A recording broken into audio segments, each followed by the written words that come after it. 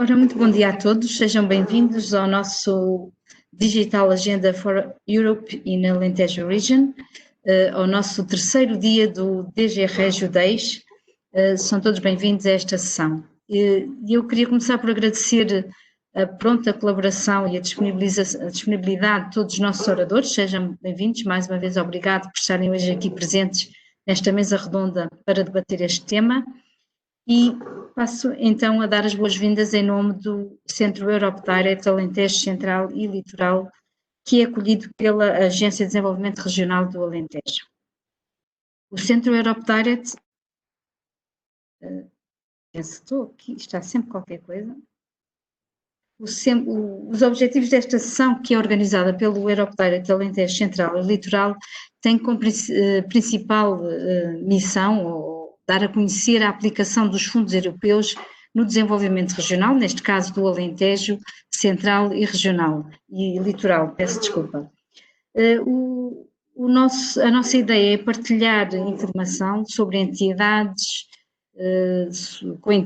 com jornalistas, com a população em geral, sobre os projetos que são inovadores e que estão relacionados, neste caso ali no slide diz economia azul, por lapso, mas neste caso que tenham a ver com a economia digital, que é uma das áreas que tem vindo a ser muito apoiada por fundos comunitários, por fundos europeus, fundos de coesão.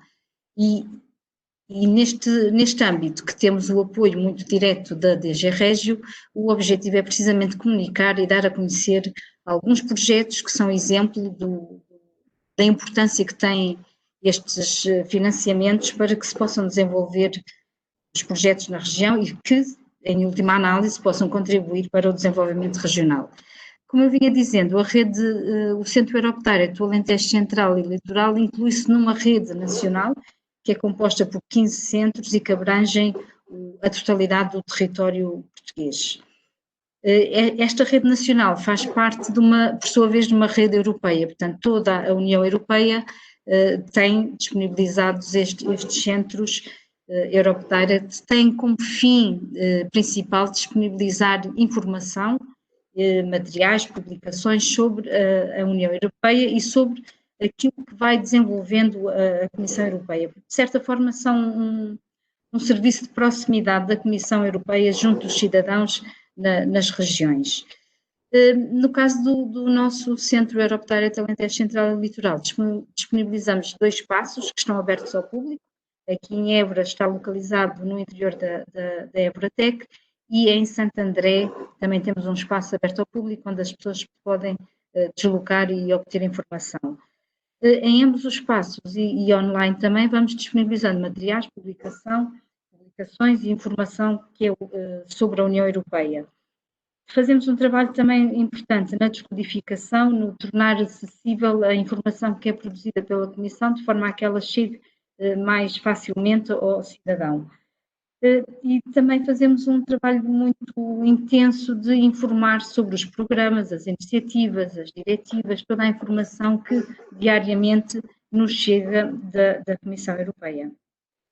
Desta forma, o nosso funcionamento, o funcionamento do Centro Europe Direct, funciona com balcão único, em que tem estas diversas funções: informar, debater temas ligados e de pertinência para a União Europeia, estimular o interesse e o envolvimento dos cidadãos nas questões europeias, participar em redes e encaminhar sempre para os devidos locais para que as pessoas possam obter a informação e o apoio que é necessário.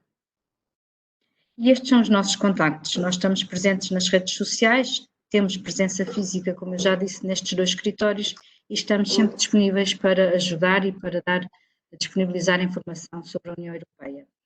No evento de hoje, como eu disse, faz parte de um conjunto de 3 eventos que temos vindo a desenvolver esta semana, todos em parceria com a CCDR, que está aqui connosco hoje também, e que tem também a contribuição e o envolvimento direto de órgãos de comunicação social, as rádios locais e jornais locais que nos irão dar o apoio na divulgação destes projetos e na divulgação da importância que têm tido estes fundos comunitários no apoio a projetos no âmbito da economia digital e em última análise, como disse, do desenvolvimento regional.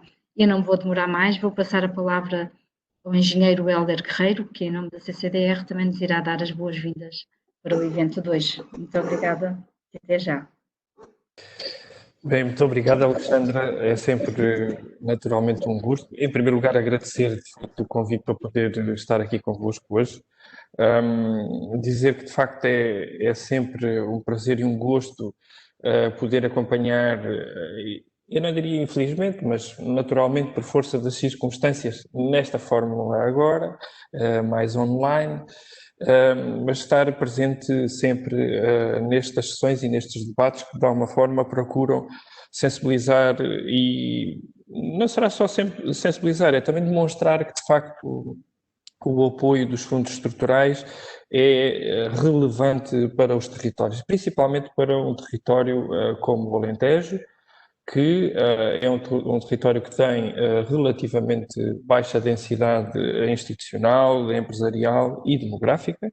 E isso não é necessariamente uma questão má, é apenas uma das características do território, mas que eu diria que importa, de facto, que estes fundos estruturais possam servir de alavanca a um conjunto de iniciativas que procurem, de alguma forma, elevar os níveis de inovação e de capacidade de produtividade da região. Eles são importantes, têm sido e vão continuar, de facto, a ser. Eu, só de uma perspectiva em termos de resumo, diria eu, nesta perspectiva de boas-vindas, não combinei com a Alexandra se poderia falar 30 ou 40 minutos nesta primeira abordagem. Portanto, sendo só 2 minutos, reservaria até, se for caso disso, depois na fase da mesa redonda também poder dar alguns números, algumas ideias sobre aquilo que tem sido este quadro comunitário e até algumas expectativas relativamente ao próximo. Era isso que eu também gostaria de poder ser a minha participação. E por isso, para já, e só agora, para não nos atrasarmos mais então, agradeço o convite, dou os bons dias a todos. Espero que este de facto seja uma manhã interessante e com uma boa participação. Muito obrigado. Muito obrigada. Eu passo então a apresentar a nossa moderadora, que é a jornalista Antónia... Maria Antónia Zacarias. Maria Antónia Zacarias, peço desculpa. Agora. Não faz mal. E queria também só mais uma vez agradecer e introduzir aqui os nossos convidados. Nós temos hoje connosco o engenheiro Rui Barroso, que representa aqui a empresa Dexis, mas que também faz parte do Conselho de Administração da ADRAL. Temos connosco o meu colega Dr. Daniel Janeiro, que vem em representação da agência e que nos irá falar também sobre alguns projetos no âmbito da economia digital que a agência se encontra a desenvolver. E depois temos aqui em conjunto, temos 2 startups, também muito obrigada pela vossa participação. Temos o Samuel Neves em nome da Aero4D, connosco, e temos também a participação de Sérgio Henriques, da Startup Might. Falta também ainda mencionar mais uma empresa também com um peso importante aqui em Évora no âmbito da economia digital, que é representada por Nuno Guerra e a empresa Created. Mais uma vez, obrigado a todos e tenho a certeza que teremos aqui um debate muito interessante à volta deste tema com estes ilustres participantes. Eu vou então passar a palavra à nossa moderadora, Maria Antónia. Muito obrigada. Obrigada eu por terem convidado a Rádio Telefonia do Alentejo para participar nesta atividade, que, sobretudo nestes momentos que atravessamos, estes momentos de pandemia, o setor digital veio dar um novo salto, digamos assim, nesta realidade, nesta nova realidade que hoje tanto se fala.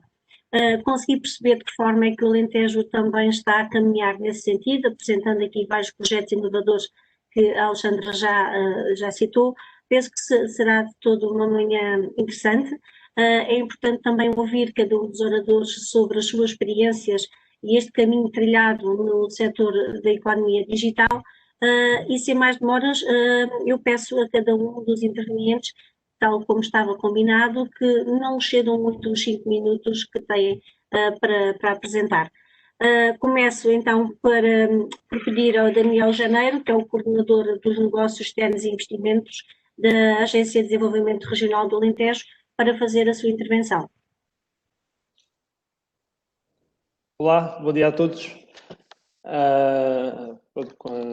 Agradeço desde já o convite que foi endereçado pela minha colega doutora Alexandra Correia. Portanto, o meu nome é Daniel Janeiro. A minha intervenção hoje será enquanto coordenador da equipa que gera a Evoratec, a incubadora de empresas de base tecnológica. Trata-se de um projeto que foi financiado por fundos comunitários e trata-se do de acolhimento empresarial, que é propriedade do município de Évora e cuja gestão está integrada desde a sua gênese. Portanto, desde novembro de 2014, a altura que foi inaugurada. Importa dizer também que não foi a primeira vez que a Adral esteve envolvida em atividades relacionadas com a gestão de espaços de acolhimento empresarial. Portanto, no passado, antes de 2014, já tínhamos apostado neste tipo de assessoria, este tipo de serviços.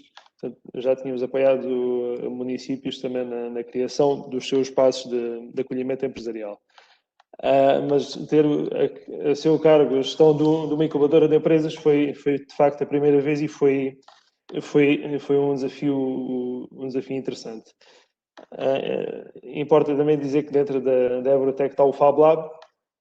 Portanto, trata-se de um centro de prototipagem rápida que tem como principal objetivo fomentar o empreendedorismo e a criatividade através da utilização de máquinas que permitam a produção de protótipos, quer sejam impressoras 3D, em que, neste caso, a prototipagem é feita através da construção, quer seja com máquinas de CNC ou de corte laser, em que, neste caso, a prototipagem é feita com base na destruição. Para além disso, importa também dizer que a Adral tem neste momento encontra-se a executar uma operação denominada Aceleradora de Empresas e Tecnologias Críticas e Mobilidade Inteligente, o Digital Innovation Hub IDEA 4.0. Portanto, foi uma operação candidatada em novembro de 2018 e aprovada na sua totalidade em agosto de 2019. Portanto, esta infraestrutura será uma expansão natural dos serviços de incubação da Adral, mas neste caso será para a fase de aceleração de empresas. Não me vou alongar muito mais nesta fase da apresentação, portanto, remeto depois para a altura do debate eventuais questões. Muito obrigado. Obrigada também. Agradeço a sua intervenção. Vamos então, depois no espaço de debate, falar um bocadinho mais e perceber melhor o que é que a Adral, nomeadamente a Evoratec, tem estado a fazer nestes anos e os projetos que tem para o futuro. Passemos agora então a Rui Barroso, diretor da Transformação Digital da Dexis. Gostaria então que nos contasse um pouco como tem sido e como é no fundo, trabalhar nesta área tão nova também em Portugal.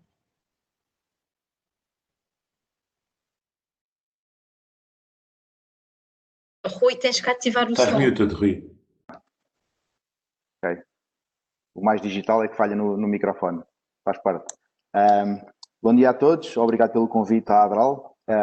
Uma casa que eu conheço e na qual desenvolvi desde 2004 projetos na área digital e, portanto, aquilo que nós vemos hoje a florescer no mundo digital é algo que tem vindo a ser trabalhado há muito tempo, no qual os fundos estruturais, os fundos regionais têm tido um papel preponderante no seu desenvolvimento. Mas fazendo a introdução, eu sou diretor de transformação digital na Dexis. A Dexis é uma empresa portuguesa, um grupo empresarial com cerca de 450 colaboradores em Portugal e Espanha, com um volume de faturação anual a rondar os 40 milhões de euros. Portanto, uma empresa no top 40 das empresas tecnológicas de Portugal em termos de volume de negócios. E o foco da atividade que desenvolve tem a ver com projetos de transformação digital no seguimento daquilo que eu estava a dizer, que desde 2004 no Alentejo, vários projetos, alguns de cariz de investimento público, outros de investimento privado, têm vindo a ser desenvolvidos. Sou também coordenador do Núcleo Sul da APOGEP, da Associação Portuguesa de Gestores de Projetos. Rui, estamos a ouvir mal. Onde há um longo caminho a percorrer na formação e na e na qualificação de recursos humanos para a gestão de projetos a nível nacional. Já tenho o microfone ao pé da boca. Portanto, é essa a minha função. Não sei se quer que descreva na pergunta que estava a falar, se quer que eu fale de projetos. Pode pelo menos enumerar aquilo que considera se calhar mais relevante? Sim, se eu fizer a história desde 2004, enfim, em que se começou a avolumar projetos de nova geração da economia digital, porque todos conhecem no Alentejo o Alentejo Digital, e depois houve uma nova geração a partir de 2004. O Alentejo Digital, se calhar, antes do seu tempo, e portanto teve o impacto que teve com boas ideias, mas um bocadinho antes do seu tempo, do ponto de vista das tecnologias que estavam disponíveis. Em 2004 surgiu uma nova geração de projetos de modernização e de transformação digital, chamado na altura as cidades e regiões digitais, em que foram feitos projetos no Alentejo, em todas as suas sub-regiões, de modernização, de infraestruturas, de acessibilidades. Eu diria que neste processo, desde 2004, eu terei acompanhado mais de 30 milhões de euros de investimentos em tecnologias financiados pelos fundos estruturais, com os quais tive contacto direto, outros houve de contacto indireto em outras sub-regiões do Alentejo, desde modernização administrativa, construção de data center, recursos humanos altamente qualificados. Portanto, foram todos projetos que, se calhar silenciosamente, foram modernizando o território, foram permitindo quebrar barreiras e obstáculos ao acesso à sociedade do conhecimento, àquilo que hoje em dia as pessoas têm como garantido na maior parte dos casos, embora haja evidentes falhas de mercado em zonas mais rurais, mas eu creio que fizemos desde 2004 um trajeto muito interessante, como eu disse, muito alavancado por fundos estruturais, muito alinhado com aquilo que é a estratégia europeia e nacional para estes domínios. Enfim, estão aqui pessoas também neste painel que acompanharam esse processo. O Nuno Guerra foi um deles, também que acompanhou alguns desses processos. Enfim, e foi sendo feito um investimento, em alguns casos cirúrgicos, noutros mais evidente, de modernização, de agilização de processos administrativos, de interligação entre aquilo que é o mercado empresarial e os investimentos públicos, que hoje em dia nos permitem estar de facto numa posição de ter ambição para fazer ainda mais, sem termos muitos obstáculos do ponto de vista das barreiras tecnológicas no acesso a alguns dos serviços que hoje em dia toda a gente quer aceder.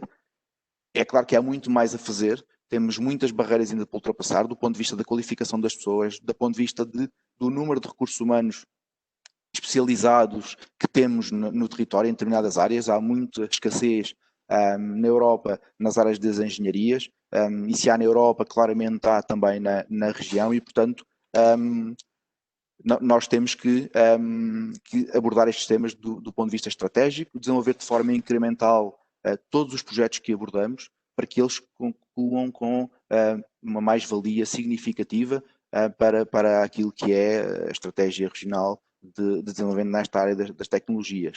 Um ponto importante, e às vezes há dois fatores muito importantes nesta questão digital. Por vezes nós fazemos projetos que só têm impacto ao fim de 10 anos, mas isso não significa que devamos desistir deste tipo de projetos, porque eles de facto vão ter um efeito alavanca mais tarde, se forem bem concebidos e bem implementados. Portanto, nem sempre aquilo que nós fazemos no dia de hoje tem impacto amanhã, mas com certeza que terá impacto daqui a um ano, daqui a 2 anos, e isso é fundamental para a evolução que fazemos todos os dias, todos os anos, com a utilização que temos que fazer destes fundos estruturais fundamentais para a capacidade de investimento das organizações no território. Muito bem, muito obrigada por essa primeira intervenção.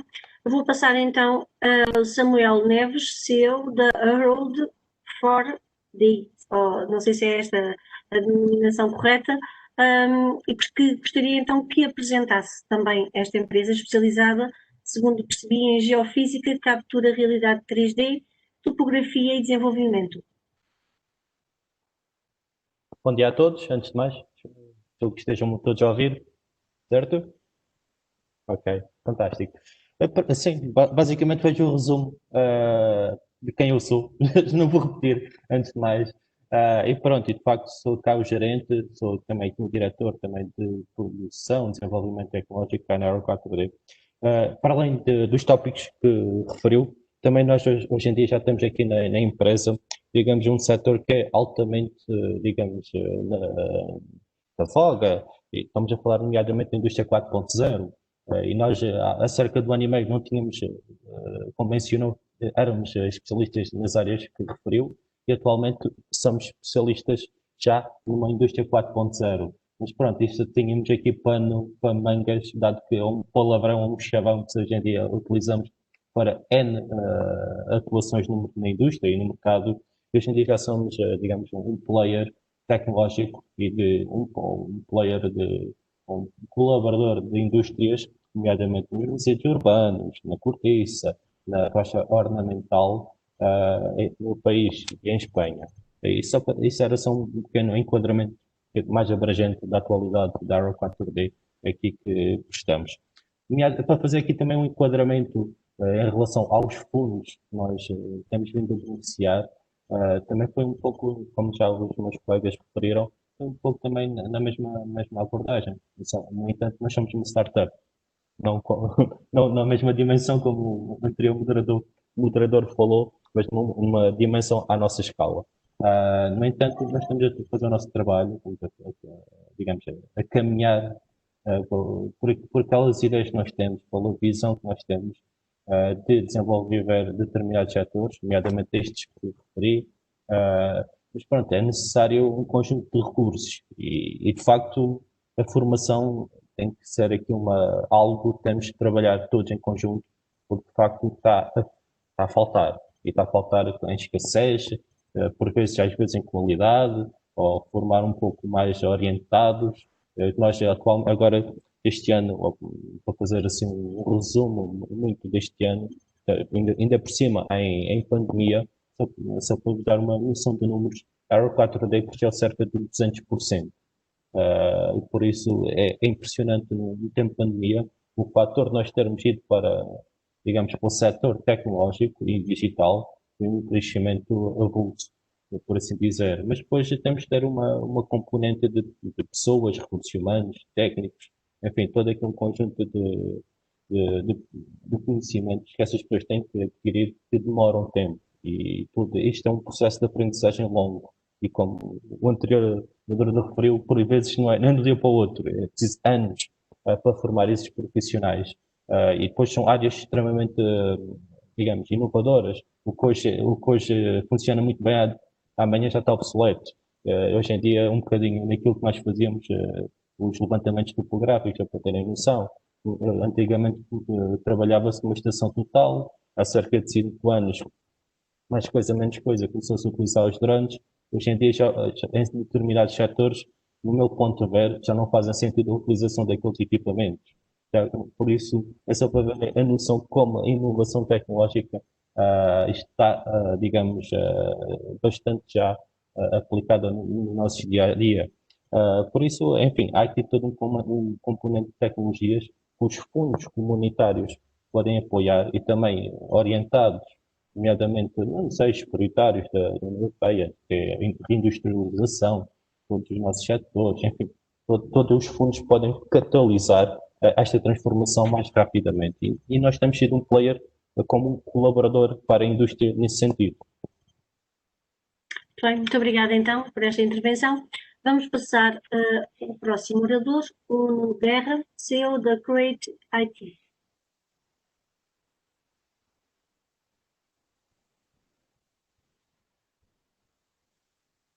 Nuno Guerra, está-me a ouvir? Estou sim. Está-me a ouvir? Bom dia, sim senhor. Bom dia. As minhas desculpas.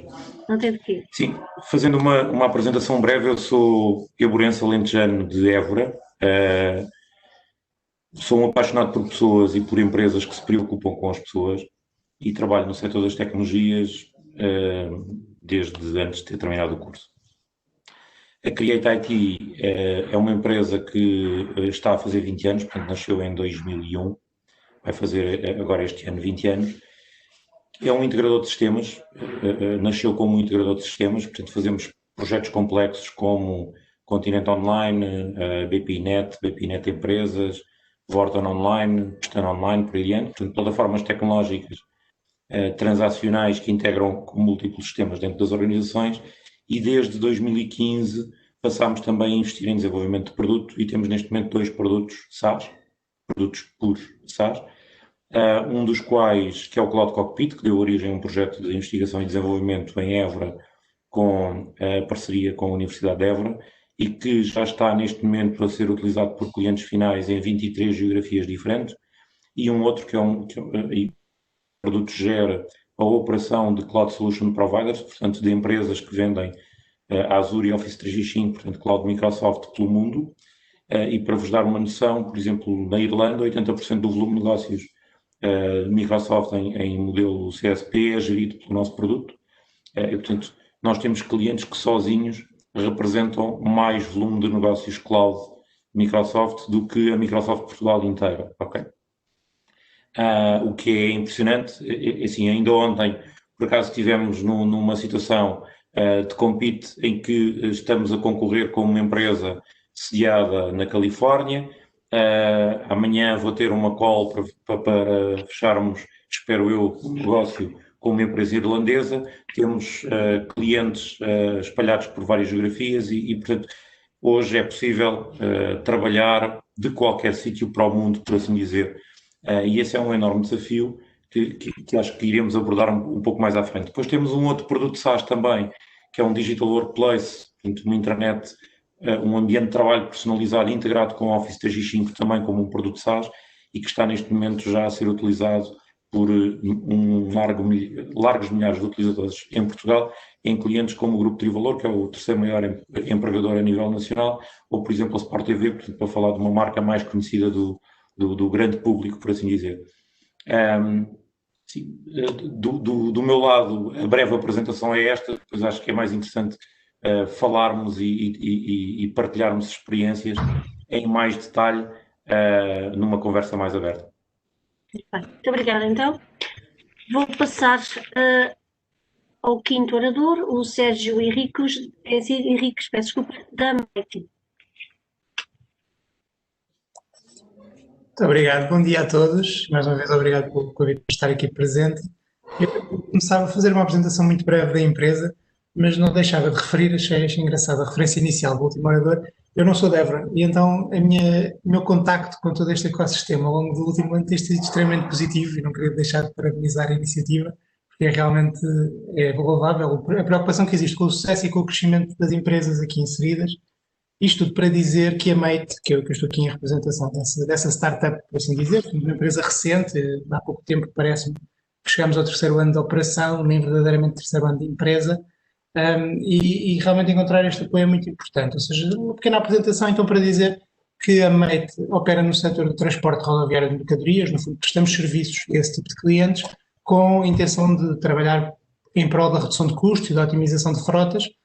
Como poderão saber, é um setor muito maduro, muita competição, em que a digitalização, a introdução de tecnologias é um fator muito grande de ganho de competitividade para as empresas, e operamos neste momento essencialmente para Portugal, para algumas jurisdições europeias, mas parece que, apesar de partirmos daqui, desta localização física, trabalhamos para o mundo, trabalhamos uma solução de software que pretendemos poder partilhar e disponibilizar para qualquer local. Isto com uma tecnologia própria, desenvolvida cá pela nossa equipa, de forma completa, e que, portanto, foca-se na otimização da condução pelos camionistas, pelos motoristas. Não é necessário entrar aqui em grandes detalhes sobre o porquê, sobre o como desse funcionamento, mas isto é relevante para dizer que não só este projeto pressupõe o apoio no contexto físico, mas também a criação de recursos humanos, a agremiação de um conjunto de recursos humanos muito qualificados para trabalhar em tecnologias que na verdade são tecnologias de ponta, a ciência machine learning, em soluções cloud, precisamente como falava aqui o último orador, que utilizamos com grande impacto na prestação dos serviços e dos conselhos que a tecnologia dá aos motoristas, e portanto a digitalização e toda esta vertente tecnológica é para nós muito importante, sempre com um objetivo final em vista, que no fundo estamos a tentar minimizar o consumo, estamos a tentar minimizar as emissões de carbono, o consumo de combustível, e portanto mesmo numa apresentação que começa por ser muito focada na especialização tecnológica e da formação das pessoas, na criação de novas tecnologias, da importância da digitalização, com tudo isso é possível inclinarmos-nos para, no fundo, um objetivo que temos, que é o de contribuir para combater as alterações climáticas, a descarbonização do setor do transporte de mercadorias em contexto rodoviário e, portanto, penso que como estamos mais próximos do setor final, por assim dizer, dos consumidores, tudo bem que são prestadores de serviço, mas os consumidores da nossa tecnologia têm um impacto no mundo, no ambiente, e pretendemos, em cima de tudo, contribuir para que a sua mobilidade seja o mais eficiente possível e, com isso,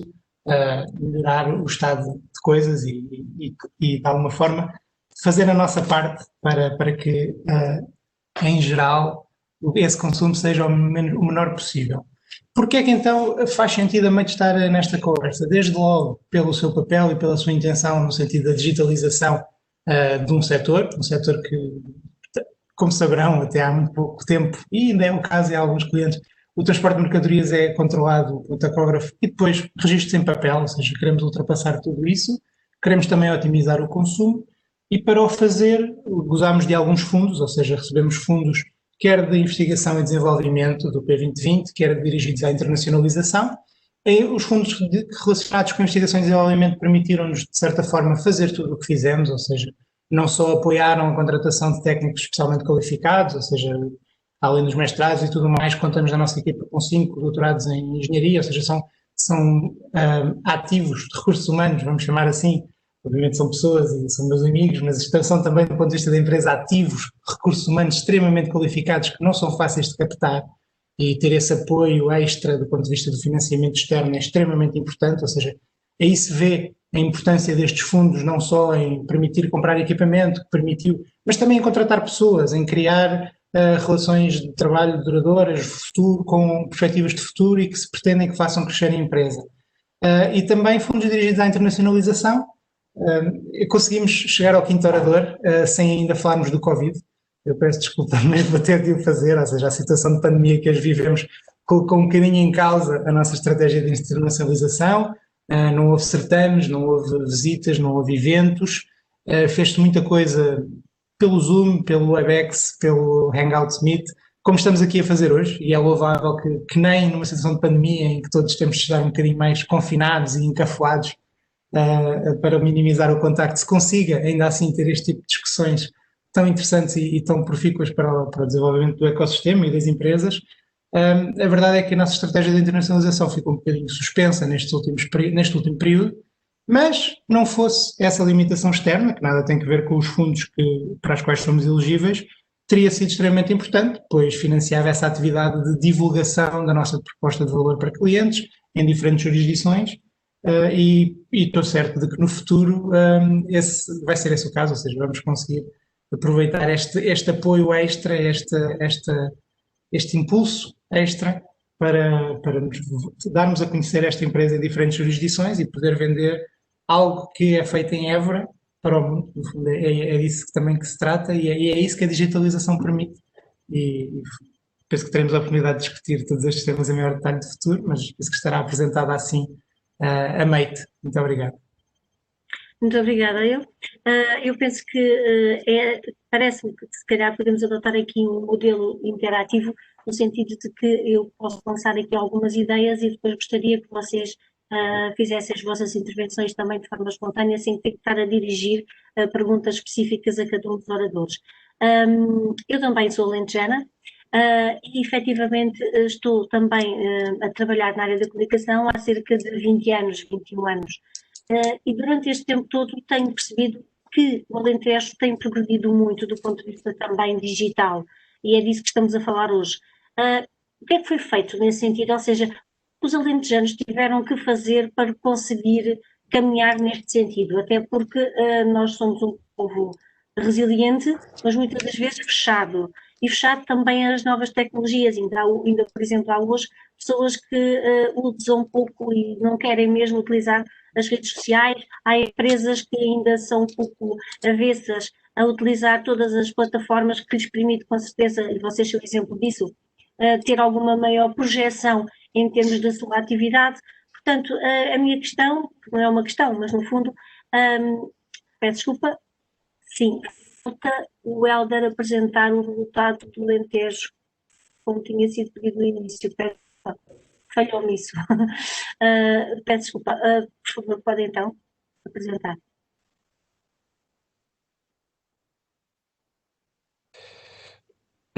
Bem, obrigado. Não faria mal nenhum, de certeza, nós podermos, à medida que fôssemos conversando, também ir introduzindo alguns pontos, mas não tem problema nenhum. Posso fazer de forma resumida aquilo que na verdade é o bom exemplo do conjunto de iniciativas e de empresas que já falaram anteriormente. E, na verdade, o Alentejo 2020, que importa desde logo também dizer que é uma estrutura de missão que, por via da necessidade de existir em segregação de funções no âmbito da gestão dos fundos comunitários, fundos estruturais, não é uma estrutura da CCDR, é uma estrutura de missão só destinada, digamos assim, à gestão dos fundos estruturais na região e que se chama Alentejo 2020, mas que tem uma relação depois direta com a própria CCDR. Eu diria, eu gostava que durante este período de programação, que ainda não terminou, o Alentejo é o Alentejo 2020, mas por força daquilo que são as normas regulamentares, decorre o período de execução até 2023 e, portanto, os projetos aprovados e eu ainda a aprovar têm esse período ainda de execução e, portanto, estamos numa fase, diria eu, em que vai terminar, por assim dizer, a fase de compromisso, ou seja, de aprovação de candidaturas, e depois teremos uma fase mais forte, essencialmente dedicada ao acompanhamento de execução das candidaturas por parte das empresas, por parte das instituições e por parte dos municípios, que são, grosso modo, os nossos beneficiários. Nesta questão em particular, eu gostava de realçar uma questão que é muito querida da ADRAL, mas também do Parque de Ciência e Tecnologia e de muitas outras instituições da região, e que tem que ver com o facto do Alentejo 2020 ter dado sequência, digamos assim, àquilo que foi a lógica de apoio ao nosso sistema regional de transferência de tecnologia, e nesta fase já podermos dizer que apoiámos de uma forma muito evidente a segunda fase do sistema regional de transferência de tecnologia, que é constituída então por grande parte das infraestruturas de inovação e transferência de tecnologia na região. E que resultam num apoio de cerca de 30 milhões de euros. O que é interessante é verificar que, no âmbito dessa nova fase do Sistema Regional de Transferência de Tecnologia, é interessante perceber que surgiu uma nova infraestrutura muito dedicada à questão da digitalização, essencialmente ligada às questões do tratamento, recolha e tratamento de dados, que é uma infraestrutura que pensamos que pode vir a ser bastante interessante no futuro.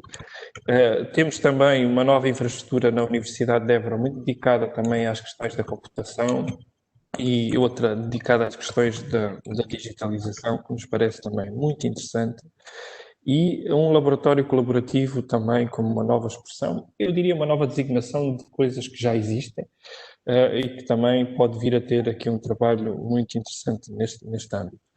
O que importa relevar também é, de facto, o apoio muito significativo à inovação produtiva e à internacionalização das empresas, que o Alentejo 2020 tem tido até agora, e também, como já foi dito há pouco, por vezes nós nunca falamos muito sobre isso, mas tendo em conta o grande e forte desafio demográfico que a região enfrenta, o apoio à contratação de recursos humanos altamente qualificados por parte das empresas e das instituições de investigação e desenvolvimento e de transferência é também bastante significativo.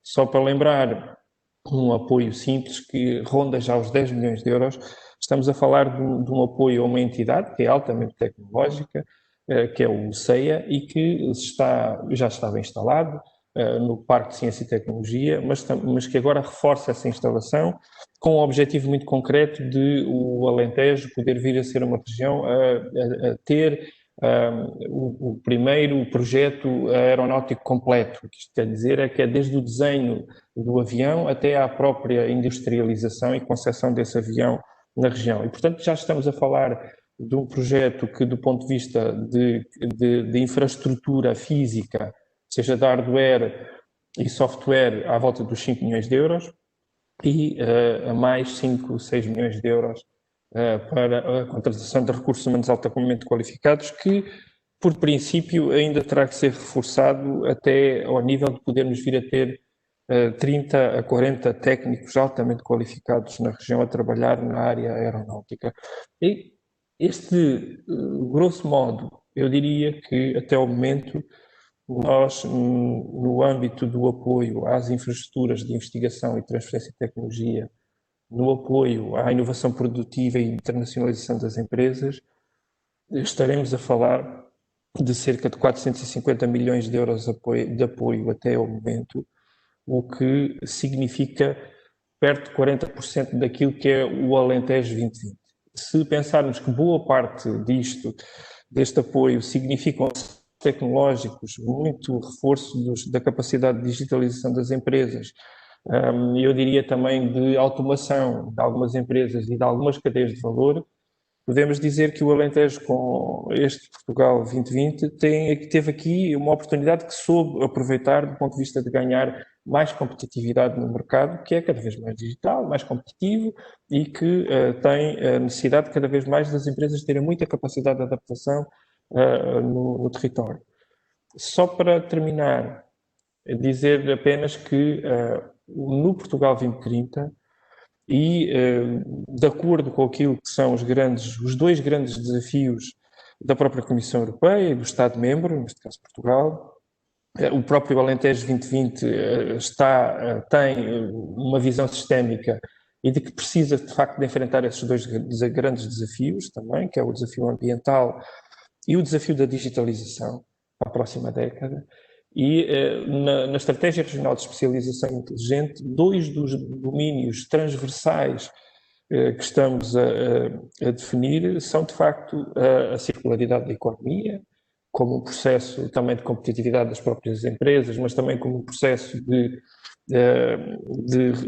salvaguarda, digamos assim, dos recursos do território, por forma que daqui a 10 anos fazer a estratégia para a outra próxima década ainda possa ter todas as escolhas possíveis, e mais algumas, esperemos nós, mas o outro grande domínio transversal da Estratégia Regional de Especialização Inteligente será a digitalização. E será no sentido em que todas as empresas, todos os projetos que vierem ou quiserem ter financiamento no âmbito do próximo quadro comunitário e que queiram ter pontuações, boas pontuações para poderem aceder aos fundos comunitários, no caso do Alentejo e no caso da competitividade e da inovação ou investigação e desenvolvimento, terão que ter componentes de digitalização ou de circularidade. E, portanto, esta é uma nossa aposta, que também pretende, de alguma forma, enfrentar o grande desafio que é da demografia. Se nós não tivermos um território atrativo, com empresas atrativas, com capacidade de atratividade a recursos humanos qualificados e altamente qualificados, dificilmente também conseguiremos vencer este desafio tremendo que é da demografia. E pensamos que este pode ser um contributo para a região, para o futuro, digamos assim. E era isto, para já. Obrigada. E peço desculpa por deixar de passar esta questão. Estava eu a dizer, e obrigada, porque no fundo acabou por responder já aqui àquela questão que eu estava a lançar, que era de que forma é que o Alentejo tem dado, não é? Portanto, acabou por ser um contributo muito bom. Muito obrigada. A outra questão que se coloca aqui também tem a ver com o facto de Évora ter conseguido alavancar uma série de incubadoras de empresas, a maior parte que consegue albergar muitas empresas que perceberam que a era digital seria o seu caminho. Gostaria de ouvir, por exemplo, a experiência, digamos assim, do Daniel Janeiro relativamente a este desafio que todos os dias é feito a Évora Tech, que tem sede, claro, e de que forma é que vocês são contactados neste momento pelas empresas, ou seja, há muitas empresas, há muitos empreendedores no Alentejo a pedir a vossa ajuda, a pedir o vosso apoio no sentido de se sediarem e poderem precisamente concorrer a estes fundos. Relativamente a esta matéria, eu já estive ligado à gestão da Eurotech antes, portanto em 2014, e depois, entretanto, deixei essas funções, voltei a ter agora no início deste ano, e portanto, mas posso falar aquilo que aconteceu na altura, em 2014, ou seja, que estavam a aparecer as primeiras incubadoras aqui em Évora, e nessa altura já havia alguma procura, mas a doutora Alexandra, a seguir a mim, assumiu a gestão da Eurotech, e julgo que nessa altura foi o verdadeiro boom da procura, tanto por espaços de incubação. Neste momento, aquilo que tem sido interessante, para além do interesse demonstrado por muitos empreendedores, e acaba por ser interessante porque estamos a atravessar um período muito, muito complicado, e mesmo assim tem havido bastante procura de espaços de incubação. Mas o verdadeiro fenómeno está ligado ao programa Startup Visa. É um programa que é dinamizado pelo IAPME em colaboração com o CEF e com a Rede Nacional de Incubadoras, do qual a ADRAL e a Eurotech são entidades certificadas, e nós temos tido uma dinâmica de cerca de 3 a 4 manifestações de interesse tanto de empreendedores no âmbito do Startup Visa por semana. Portanto, eu não referi, mas o Startup Visa trata-se de um programa que permite a empreendedores fora da União Europeia que se possam candidatar, portanto, a espaços de incubação em Portugal. E, portanto, tem sido muito interessante a verificar esse fenómeno, mas não só manifestações de interesse vindas no âmbito do Startup Visa, mas também de empreendedores aqui da região e fora da região. Da nossa parte, a incubadora tem as dimensões que tem, não podemos alargar mais, né? E portanto, basta haverem, neste momento agora, 2 empresas que se instalem e ficamos novamente com a incubadora cheia. Esperemos também que a Aceleradouro se construa depressa e assim poderemos dar resposta de uma forma mais eficaz a esta procura que tem acontecido. Muito obrigada. Pergunto agora também a todas as pessoas que estão aqui a se me permite, sim. Desculpe lá, se me permite, eu ia propor gerar aqui alguma discussão, sim, em torno daquilo que já foi dito pelas várias pessoas. Primeiro, o Sérgio Henriques falou efetivamente da Covid e da limitação, por assim dizer, que isso trouxe aos processos de internacionalização tradicionais. E isso lembrou-me uma questão que é, nós na Create e no desenvolvimento deste produto que serve Cloud Solution Providers a nível internacional, nós decidimos uma estratégia de internacionalização diferente daquilo que era a prática habitual. Portanto, normalmente as empresas escolhiam geografias, abriam escritórios nessas geografias e passavam a ter o mesmo modelo físico tradicional nessa geografia onde abriam representação ao escritório. Tendo em consideração que este negócio tem um público-alvo muito disseminado pelo mundo, portanto estamos a falar de cerca de 4.000 potenciais clientes que são distribuidores de software Microsoft pelo mundo, portanto são poucos em cada geografia. Nós temos países onde há 5, 6 grandes distribuidores. O modelo de internacionalização que nós preconizamos foi um modelo muito assente no digital e, portanto, nós não temos representação física em nenhuma outra geografia a não ser em Portugal e fizemos tudo através, como o Sérgio dizia, dos Zooms e dos Teams e por aí adiante. Portanto, quando eu falava com alguém sobre a internacionalização assente no digital, as pessoas estranhavam, diziam, isso é preciso abrir escritórios, é preciso estar fisicamente por aí adiante. E o mesmo em relação na área de serviços ao nearshore, porque é eu estar a trabalhar para uma qualquer geografia, a partir de uma outra localização física, sem ter escritórios de representação nessas geografias para onde eu estou a trabalhar. E, de facto, o hábito era haver presença física e depois equipas de retaguarda, por assim dizer, deslocadas. E nós trabalhámos sempre em modelo puramente remoto. Para vos dar um exemplo, nós fizemos, quando se estava a desenvolver o Facebook, nós estávamos em simultâneo a fazer uma rede social para o World Economic Forum, para as 10 mil pessoas mais influentes, isto no do ano de 2006, ok? E fizemos esse projeto a partir de Portugal. A equipa de infraestruturas era da British Telecom em Inglaterra, na altura não haviam as clouds que existem hoje. A equipa de design era da Adobe Internacional e estava nos Estados Unidos. E o nosso cliente final estava na sede do World Economic Forum na Suíça, e nós estávamos a trabalhar em tecnologia Microsoft a partir de Portugal.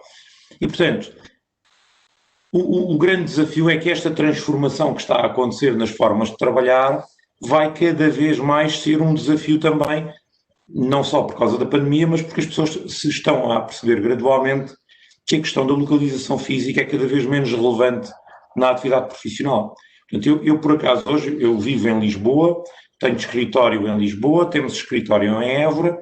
Eu trabalho habitualmente em Lisboa, porque os meus filhos estão a estudar em Lisboa. Eu, por acaso, hoje nem estou em Lisboa, nem estou em Évora.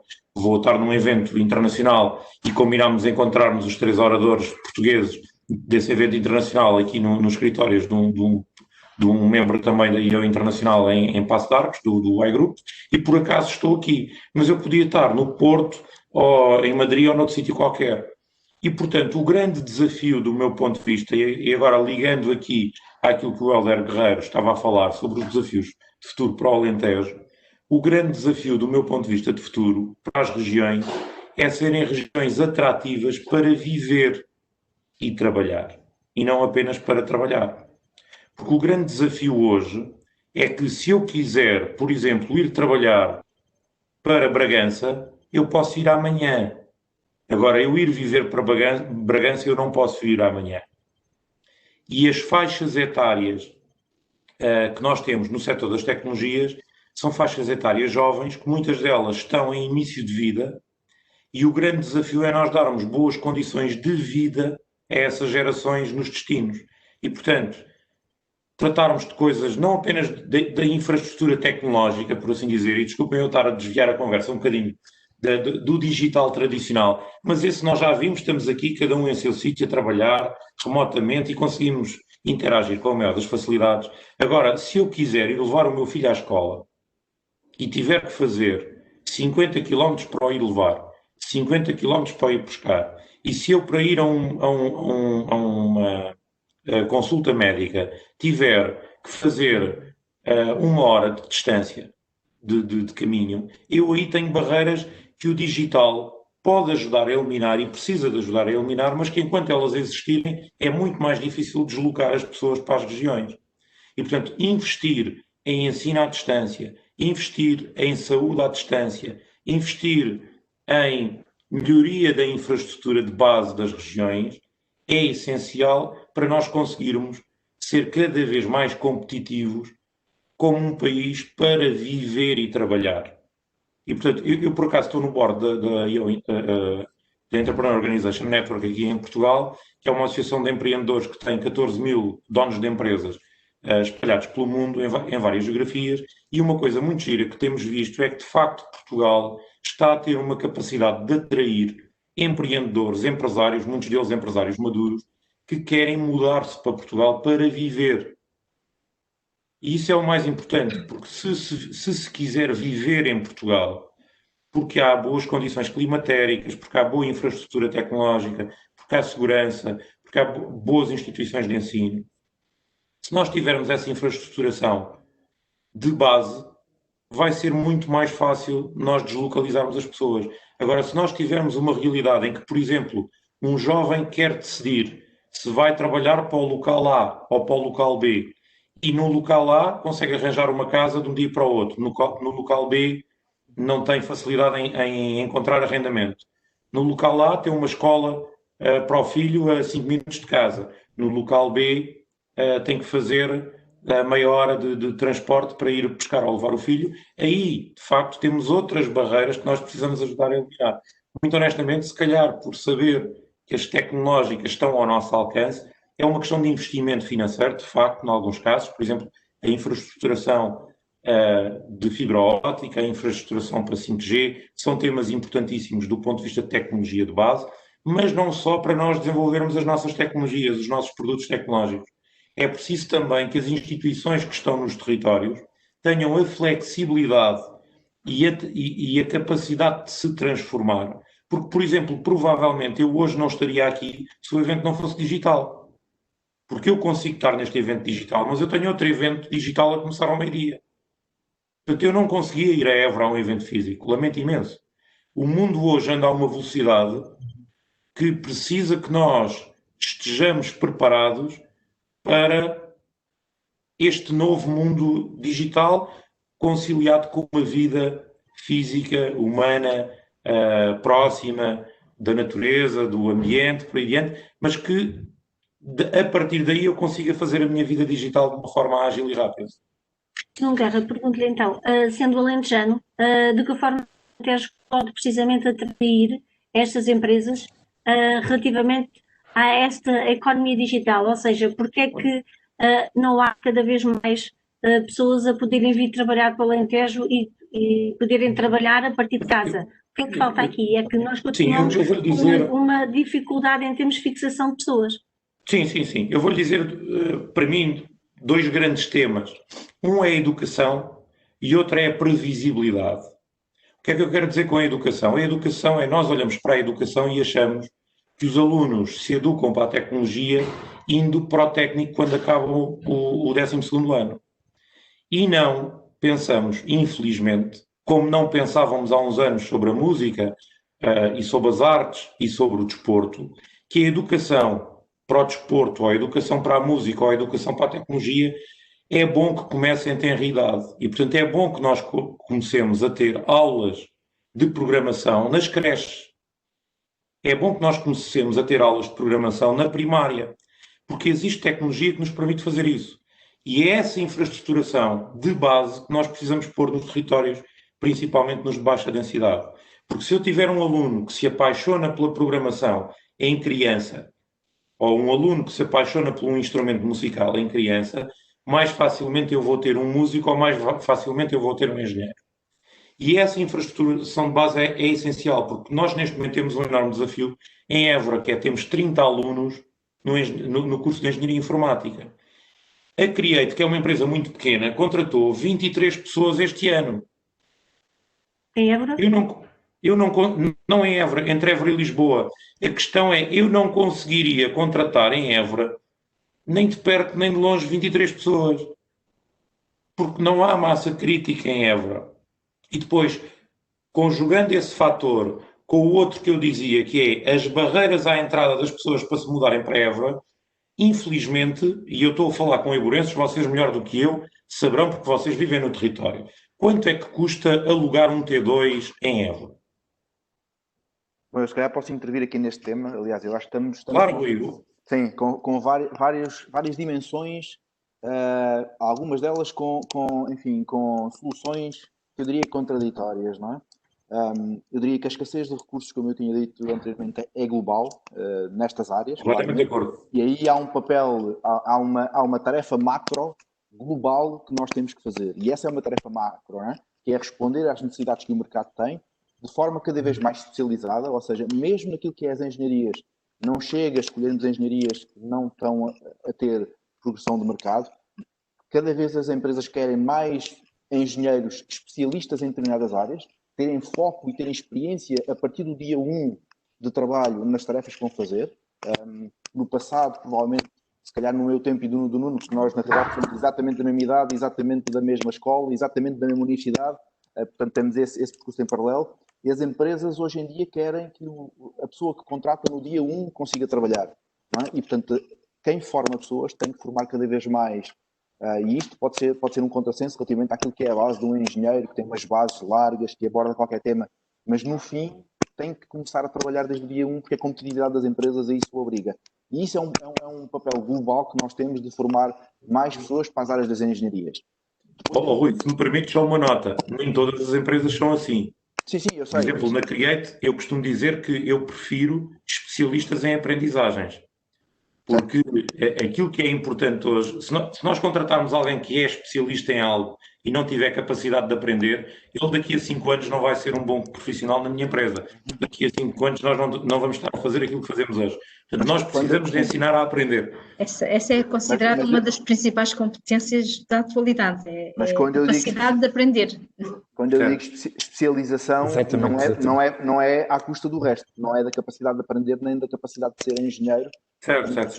É ter em paralelo com aquilo que tu vais produzir da massa comum do engenheiro, de capacidade de adaptação, de capacidade de pensar, de olhar de forma lógica para as coisas e de aprender, tem que ter em paralelo, e isso também cabe, é responsabilidade também individual daquilo que são os alunos, daquilo que são as pessoas que aprendem, de em paralelo abordarem temas de especialização para que possam aprender como engenheiros, mas também produzir como trabalhadores. Este é um tema global que eu acho que é transversal a todas as regiões. Depois temos outra dificuldade muito grande nos territórios de baixa densidade da coesão, que é há pouca capacidade de retenção e pouca capacidade de atração de recursos humanos altamente especializados. Porque eu posso formar 100 engenheiros em Évora, e eu acho que isso era uma missão, obviamente que à custa provavelmente de outros cursos. Eu tenho que formar o maior número de pessoas nas áreas que são emergentes e nas áreas que têm um potencial enorme de crescimento, mas eu tenho que ter capacidade de as reter. Nós vemos aliás, eu costumo dizer que tenho uma ideia, não sei se é uma ideia idiota ou não, mas é uma ideia, de que o ensino na Europa, provavelmente o que fazia sentido era ser um ensino à escala europeia e não um ensino à escala de cada país, porque na verdade nós estamos a formar engenheiros, médicos e enfermeiros para a Europa toda ou para o mundo inteiro. Não estamos a formar engenheiros e médicos e enfermeiros para Portugal, na realidade, hoje em dia. E, portanto, eu tenho que conseguir formar, mas depois tenho que conseguir retê-los.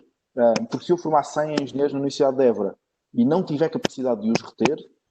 Rui, diz-me só uma coisa. E o que é que retém as pessoas? É isso que eu lá vou. Eu chego lá.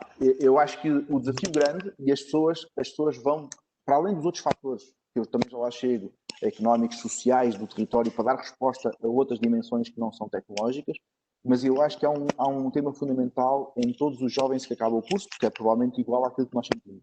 Nós queremos ir trabalhar em áreas, em empresas, em territórios em que aquilo que nós queremos fazer é de facto o sítio onde nós vamos aprender. Eu digo que será a maior parte, não é? Eu quero ir para um sítio onde eu sei, naquele sítio eu vou aprender, aquilo que eu gostava de fazer era programar. Portanto, aquele sítio Évora é excelente, há empresas, e falta isso. Eu acho que falta, e aqui estamos a falar de Évora, estamos a falar de Sines, estamos a falar de Beja, estamos a falar de Porto Alegre, de cidades, e portanto nós temos que ter, nestes territórios, áreas em que nós consideremos, aliás, está um conjunto de processos a correr, e as estratégias regionais de exploração inteligente têm aqui um papel fundamental na definição, na promoção e na especialização, e o Alentejo, neste aspecto, tem que ter, de facto, a dimensão de onde é que nós somos, de facto, muito bons, e as pessoas que querem trabalhar nesta área. Temos agora um exemplo importantíssimo. O Portugal vai investir no Alentejo 180 milhões de euros num hospital novo.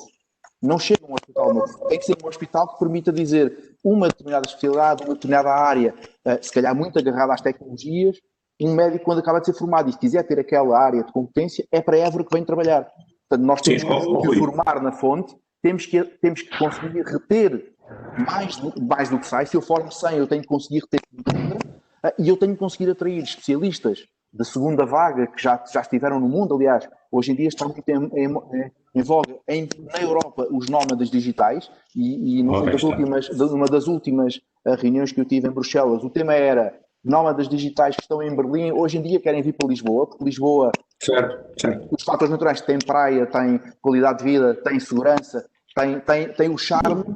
Todo o projeto da nova Business School assenta nesse conceito, basicamente. Exatamente. Mas não só, a pessoa vai para Carcavelos, está encostada à praia, portanto ela não vai apenas estudar, vai viver num ambiente que é interessante. Deixa-me só dizer Deixa-me só concluir o tema depois da qualidade de vida e urbana daquilo que as pessoas querem. Não é? As pessoas hoje em dia estão muito preocupadas, e vê-se cada vez mais nos jovens, que é tecnologia, trabalho é trabalho, mas eu tenho que ter algo que me dá qualidade de vida, que me dá ambiente urbano sustentável, que me dá uma capacidade de campo, de natureza. Portanto, hoje em dia as pessoas têm estas preocupações e claramente têm a preocupação da educação dos filhos, não é? E, portanto, isso é um tema importante e temos que dar resposta. Se calhar temos que ter escolas que sejam escolas internacionais, temos que ter escolas internacionais de inglês, de alemão, de francês, porque há empresas, há pessoas que apostam nessas áreas e, portanto, o território não tem essa oferta hoje em dia. E, portanto, a qualidade de vida, o património cultural que o Alentejo tem que ser aproveitado para transformar em ações de promoção e de atração de pessoas, provavelmente as de segunda geração, como tu dizes, não é? Porque hoje os jovens saem e querem ser habitantes do mundo, portanto, cidadãos do mundo e, portanto, querem conhecer e expandir os seus horizontes. Não é? Mas peço desculpa estar a interferir, mas nós temos aqui o Sérgio Henriques, que é um jovem que veio de fora trabalhar para a Évora, se calhar podia dar aqui um testemunho. Deixa-me só acabar isto. Eu também não sou iaburense, embora esteja cá. Eu também não. Desde os 6 anos de idade, não é? E, portanto, vim para cá, ainda sem poder de decisão, mas saí para Lisboa e voltei. E esse passo de voltar é sempre difícil. Porque, quer queiramos, quer não, uma metrópole como Lisboa, como Berlim, como Madrid, como Londres, são cidades muito atrativas do ponto de vista da oferta de qualidade de vida que dão. Porque a qualidade de vida nem sempre é não ter filas de trânsito. É ter oferta cultural, é ter dinâmica, é ter todo um fervilhar de vida cosmopolita que as pessoas hoje em dia querem.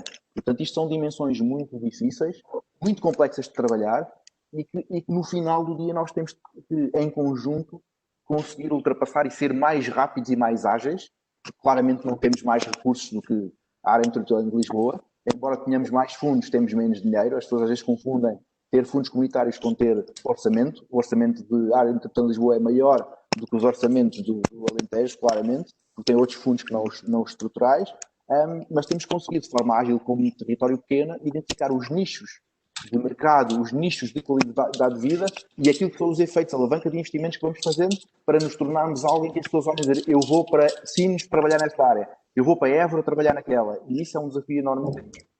Mas se me permites, há aí um tema também que tem a ver com coisas que não são dinheiro. Vamos lá tentar que todos possam intervir. Aqui, em primeiro lugar, e tendo em conta aquilo que foi dito até agora, é preciso identificar duas coisas, já percebemos. É preciso perceber ou a quais pessoas, a quais entidades, a quais instituições é pedido ou é exigido, entre aspas, que faça essa identificação das necessidades que existem na região e depois de que forma é que até hoje os empresários e estas ideias todas que estão aqui a ser explanadas já chegaram ao quem direito, ou seja, não se consegue intervir na formação dos jovens que hoje em dia quando nascem já vêm com uma apetência enorme para tudo o que é digital. De que forma é que isto pode ter reflexo, ou seja, é junto de quem? Do Ministério da Educação? De que forma é que nós podemos, desde cedo, digamos que não é formatar, mas sensibilizar as crianças para este mundo novo que tem pela sua frente? Sim, eu não quero estar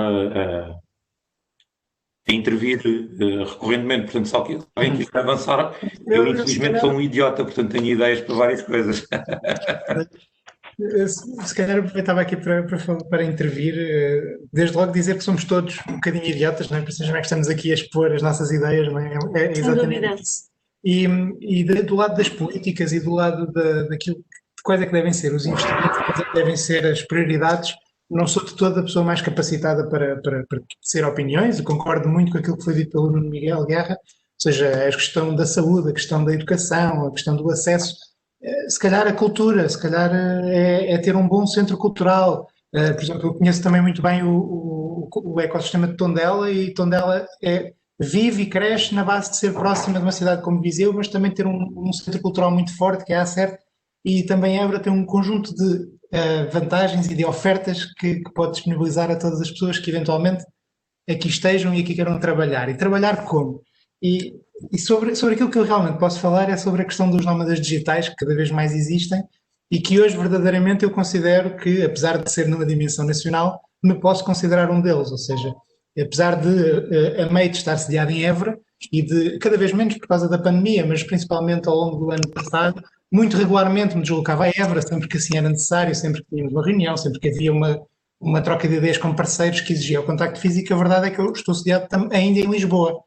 e com muita regularidade vou a Évora, pernoitávamos aí sempre que necessário, mas temos na nossa, pelo menos eu, não estamos todos nesta situação, esse privilégio de poder escolher onde vivo, ou seja, com as novas tecnologias, com o tipo de trabalho também que eu acabo por fazer, é possível para mim estar onde quero viver e trabalhar onde quero trabalhar. E depois há um problema do ovo e da galinha, ou seja, eu não escolhi, não me sentei quando me estava a formar, ou seja, estava na universidade a pensar, eu quero trabalhar para Évora e viver em Lisboa, nada disso. A vida vai acontecendo e vamos tomando as decisões que são possíveis. E, portanto, essas prioridades são importantes para criar as condições na região de que seja atrativo para alguém, como é o caso, no meu caso, que estou sediado em Lisboa, mas a trabalhar em Évora. Para mim isto é extremamente atrativo, ou seja, eu sei que existem em Évora as condições necessárias para trabalhar bem, sei também que existem condições necessárias para viver bem, não é o meu caso, porque a minha vida está assediada aqui, não é por indisponibilidade ou incapacidade da região, não é de tudo isso, mas não me desloquei para Évora porque isso não era necessário e porque também a tecnologia o permite, ou seja, este movimento de digitalização também já começa a criar este tipo de situações como a minha, em que realmente me parece que é preciso perceber que é necessário criar condições, é necessário existirem iniciativas como esta que estamos aqui a ter hoje, instituições como aquilo que a Adral e a Evratec têm feito e outras instituições que existem em Évora, para criar as condições para que isto seja possível. No fundo é isto, eu penso que é assim que se resume aquilo que vem sendo aqui a ser discutido. Por favor. Desculpa a minha pergunta, mas porquê é que não vais morar para Évora? Porque antes desta oportunidade de trabalho, trabalhava cá e tenho a vida cá, ou seja, uma mudança, por exemplo, de casa, não é uma coisa que se faça tão facilmente como carregar no link para entrar num webinar. Eu acho que era a razão da pergunta, não é? Ora, aí está. Mas é sobre isso que nós temos que discutir estrategicamente. Eu vou-vos dizer, eu sou de Évora, vim estudar para o técnico e quando acabei o curso no técnico, já trabalhava há 3 anos, tive a ideia romântica de voltar para Évora. E voltei. E, de facto, estive durante 1 ano, tive 2 oportunidades de emprego, uma para ir trabalhar para o Departamento de Informática da Faculdade, outra para ir responsável do Departamento de Informática da Escola Profissional da Região Alentejo, que na altura era a maior escola profissional do país, tinha 1000 alunos, um parque informático de 350 computadores, 7 polos dispersos pelo Alentejo. E esse foi um enorme desafio no primeiro ano. Ainda por cima havia lá também um ninho de empresas, e foi-me dado o desafio também de começar a empreender, por assim dizer, e a gerar negócio ligado ao ninho de empresas com alunos da escola. Mas esse projeto terminou no fim de 1 ano, na medida em que deixou de ser desafiante para mim. E, adicionalmente, depois há outra questão que eu não falei há bocado da previsibilidade, que é, quando eu há 20 anos estive na EPRAL, falava-se do TGV. E falava-se de uma estação do TGV entre Évora e Azaruja, ali junto ao sítio onde ficou, entretanto, a saída para a autoestrada. E passaram 20 anos e eu pergunto, vai ou não vai haver uma estação em que eu me possa meter e em 45 minutos ou em meia hora estar em Lisboa? Eu ainda não sei. Passaram 20 anos. E, portanto, há um tema da infraestrutura e há um tema da previsibilidade. Porque assim, depois o que é que acontece? Os jovens com 20 anos facilmente movem a sua vida de um sítio para o outro se resolvemos outro problema, que é o hábito português de nós comprarmos casa. Porque o comprar casa para habitar é perdoem uma expressão, e provavelmente a generalidade das pessoas que estão aqui viverão numa casa própria. Eu, por acaso, tenho várias casas próprias, mas vivo numa alugada, ok? E isto por uma questão do conceito de liberdade. Portanto, uma coisa é uma casa que eu compro para investimento, outra coisa é a casa onde eu moro. E se eu quero ser livre de mudar de sítio, de um sítio para o outro, eu tenho que ter uma casa que me permita eu mudar de sítio. Eu posso dizer, em relação à questão dos nómadas digitais, eu, durante este período pandémico, enquanto os meus filhos não tiveram aulas físicas, eu estive em várias geografias a trabalhar. E eu poderia ter isso com muito maior facilidade se a escola tivesse pensada para que os alunos pudessem optar 1 ou 2 dias por semana por ter aulas remotamente. Mas não. Em Portugal aquilo que nós temos é um modelo 100% físico, depois passámos para um modelo 100% digital e agora voltámos a um modelo 100% físico. Se nós não pensarmos e não experimentarmos coisas diferentes, como por exemplo dar a hipótese aos alunos e às famílias de se ligarem remotamente às aulas, se não permitirmos, por exemplo, aos profissionais com maior flexibilidade de trabalharem a partir de casa. Porque se nós dermos essa flexibilidade, o que é que impede uma família que tem uma casa em Évora e uma casa em Lisboa de estar 4 dias por semana em Évora e estar 3 dias em Lisboa ou vice-versa? O que nos impede é uma sociedade ainda muito formatada em modelos do século XX. Isto do meu ponto de vista. Porque se nós tivermos uma sociedade pensada para o século XXI, eu posso estar a trabalhar, eu hoje estou a trabalhar remotamente a partir daqui, posso estar a trabalhar a partir de Bragança, posso estar a trabalhar de outro sítio qualquer. E eu vou escolher para viver o sítio que me acolher melhor do ponto de vista de condições. Eu posso dizer que eu conheço várias pessoas portuguesas que estão hoje a trabalhar em empresas internacionais a partir de Portugal. E a pergunta é, como é que nós vamos lidar com essa realidade enquanto regiões? Porque quando nós dizemos, eu dizia muito bem, nós queremos trabalhar com os melhores e aprender. Sim, mas hoje podemos fazê-lo para qualquer parte do mundo. Nuno, peço desculpa, estamos no fundo estamos a desviar um pouco daquilo que nos trouxe aqui também, que tem a ver com a questão de falarmos sobre os fundos que têm permitido também alavancar esta economia digital. Percebemos efetivamente as vossas preocupações, percebemos aqui os cenários todos traçados, ou seja, acho que há aqui que fazer um trabalho conjunto no sentido de conseguirmos, enquanto instituições, mas enquanto cidadãos, também alterar alguma coisa, no sentido de que o Alentejo, neste caso, o Alentejo Central e o Alentejo Litoral, que é disso que estamos aqui a falar e que é um Alentejo enorme, não é por acaso que representamos um terço do território nacional, há que fazer algumas alterações. De qualquer maneira, eu, enquanto cidadã, mas também enquanto jornalista, percebo que a economia digital é fundamental nos dias que correm, mas claro, se ela conseguimos associar a economia que, no fundo, contribua para um desenvolvimento também da própria região, aí será ouro sobre azul. E é precisamente sobre esse trabalho que as várias instituições têm feito.